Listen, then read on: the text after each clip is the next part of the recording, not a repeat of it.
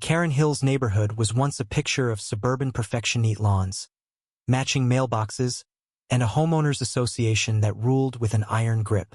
But beneath the polished surface, a storm was brewing. It began with a small act of love, a cluster of wildflowers planted by the Miller family to honor their daughter, Lily, who had died in a tragic accident at 17. The vibrant petals, red poppies, white daisies, and yellow marigolds stood as a quiet tribute at the edge of their yard, a beacon of memory in a sea of uniformity. Neighbors, moved by the gesture, added their own flowers for loved ones lost, turning the patch into a communal memorial. For a moment, it seemed the community had found something sacred.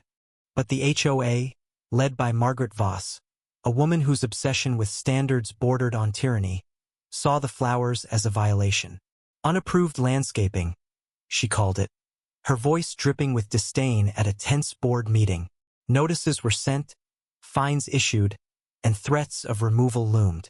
The families, already raw with grief, were stunned. How could a tribute to the dead be reduced to a rulebook infraction? The Millers, led by Sarah, a mother whose heart was still shattered, refused to comply. "These flowers are Lily's memory," she said, her voice trembling but resolute. "You don't get to erase her." Tensions escalated as more families joined the fight.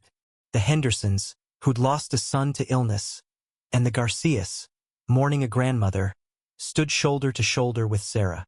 They organized protests, planting more flowers in defiance, their hands stained with soil and resolve. The HOA doubled down, hiring a landscaper to rip out the memorial under cover of night.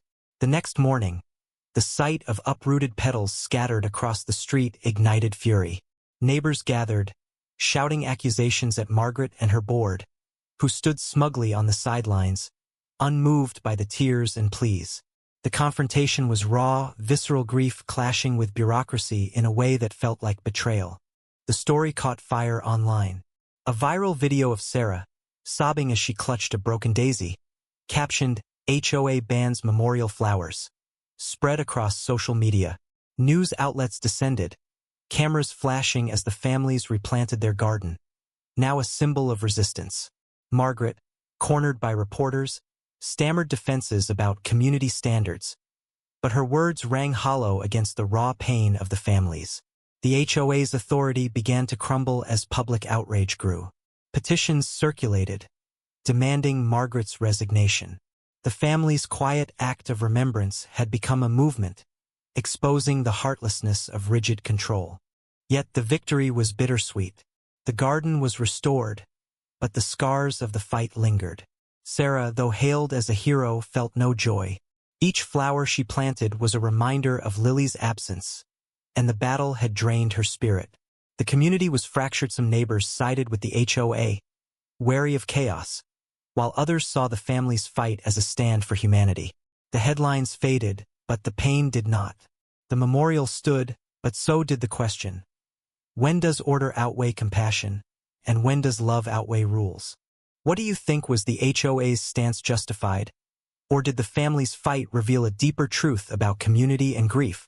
Share your thoughts on where justice lies in this clash of values.